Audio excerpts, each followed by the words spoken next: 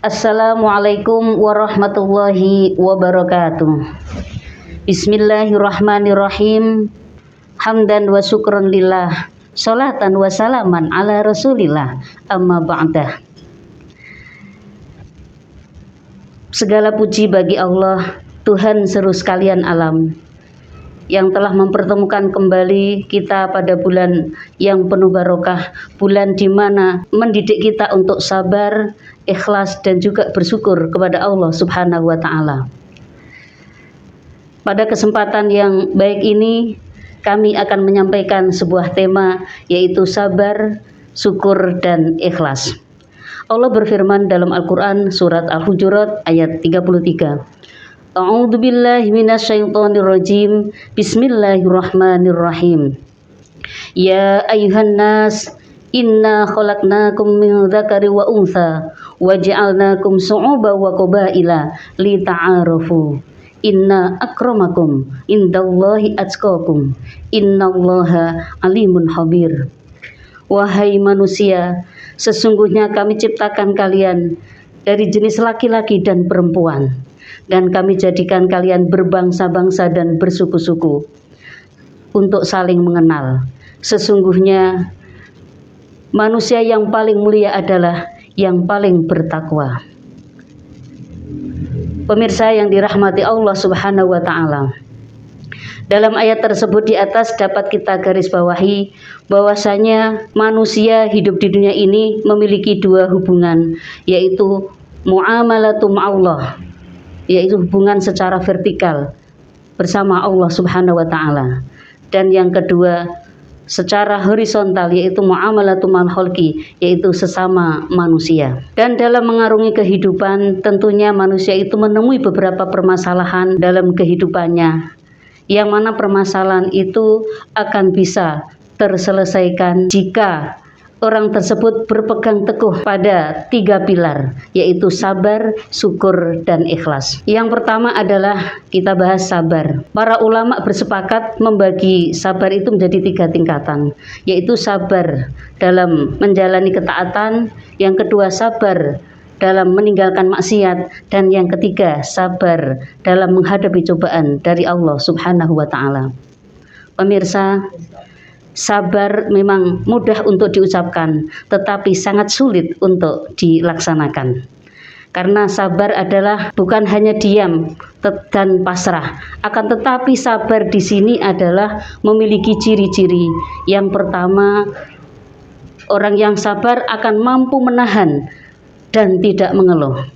Sebagaimana Allah berfirman di dalam Quran surat Al-Ma'arij ayat 19-23. Bismillahirrahmanirrahim. Innal insana khuliqa halu'a idza massahu syarru jazua wa idza massahu khairu manua illal musallina alladzina hum fi sholatihim daimun. Sesungguhnya manusia diciptakan dalam kondisi keluh kesah. Jika ditimpa keburukan, dia akan mengeluh, dan jika dia diberi nikmat, dia akan kikir, kecuali orang-orang yang istiqomah di dalam menjalankan sholatnya. Jadi ciri orang yang sabar di sini adalah dia tidak mengeluh dan selalu melaksanakan sholat 5 waktu. Kemudian yang kedua adalah dia akan selalu dalam ketaatan kepada Allah Subhanahu wa Ta'ala meskipun dalam kondisi sulit. Karena orang sabar tahu bahwasanya inna ma'al usri yusra, sesungguhnya setelah kesulitan itu akan ada kemudahan. Dan juga dijelaskan di dalam surat At-Tolaq ayat 2-3, wa may yattaqillaha yaj'al lahu makhraja wa yarzuqhu min haitsu la yahtasib. Barang siapa yang bertawakal kepada Allah pasti akan mendapatkan solusi dari permasalahannya dari mana saja yang tidak disangka-sangka. Jadi orang sabar di sini dia tahu dan fokus kepada apa yang dia miliki dan tidak fokus pada apa yang tidak dimilikinya atau barang yang dimiliki oleh orang lain. Pemirsa yang dirahmati Allah, kemudian ciri sabar yang ketiga adalah dia tidak putus asa dari rahmat Allah. Karena Di dalam Al-Quran dijelaskan la tayasu mir rohillah innahu la yayasu mir rohillah illal qaumul kafirun. Orang sabar tahu bahwasanya rahmat Allah itu sangat luar biasa dan orang yang putus asa adalah bukan golongan orang-orang mukmin. Pemirsa yang dirahmati Allah Subhanahu wa taala, kesabaran akan menolong semua pekerjaan. Dan sebagai contoh yaitu kita ambil pelajaran dari kisah Nabi Ayub, bahwasanya beliau diuji oleh Allah secara bertahap. Di antaranya anaknya diwafatkan, hartanya habis, dan kebunnya ludes terbakar. Tetapi Nabi Ayub ini teguh dan tetap sabar apa yang ujian dari Allah Subhanahu wa taala, sehingga dengan kesabarannya Nabi Ayub diangkat derajatnya oleh Allah Subhanahu wa taala. Pemirsa yang dirahmati Allah Subhanahu wa taala, dan yang pilar yang kedua adalah syukur. Mengapa kita harus bersyukur kepada Allah Subhanahu wa taala? Karena yang pertama adalah nikmat Allah sangat luas dan tak terbatas. Wa in ta'udu nikmatallahi la tusuha. Jika kalian menghitung nikmat Allah maka tidak akan ada habisnya. Bahkan digambarkan dalam surat Al-Kahfi ayat 109. Lau kanal midatu li kalimati rabbi la nafidal bahru qabla an tanfada kalimatu rabbi walau ji'na bimislihi madada. Nikmat Allah yang diberikan kepada hambanya, kepada manusia di dunia ini, diumpamakan seperti air laut yang dijadikan tinta untuk menulis kalimat-kalimat Allah. Maka kalimat-kalimat Allah itu tidak akan ada habisnya. Walau ji'na bimislihi madada, meskipun air laut itu ditambah lagi dan ditambah lagi. Itulah nikmat Allah yang luar biasa yang diberikan kepada hambanya. Kemudian yang kedua, mengapa kita harus bersyukur kepada Allah Subhanahu wa taala? Karena nikmat Allah itu sangat banyak dan tidak terbatas. Dan juga kita ketika bersyukur akan mendapatkan ketenangan dari kehidupan kita, baik ketenangan lahir maupun ketenangan batin. Pemirsa yang dirahmati Allah Subhanahu wa taala, lalu apa usaha kita agar kita itu menjadi min ibadiyas syakur, yaitu hamba Allah yang pandai bersyukur? Yaitu yang perlu kita lakukan adalah yang paling ringan itu kita mengucapkan alhamdulillah.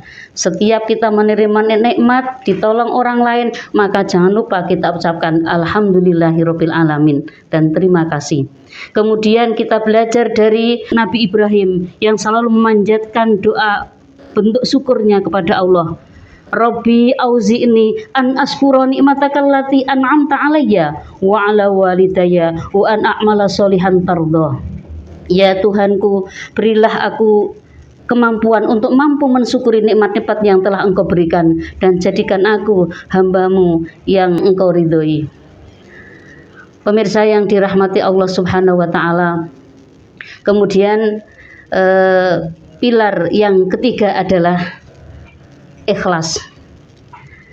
Ikhlas adalah menentukan kualitas ibadah seseorang.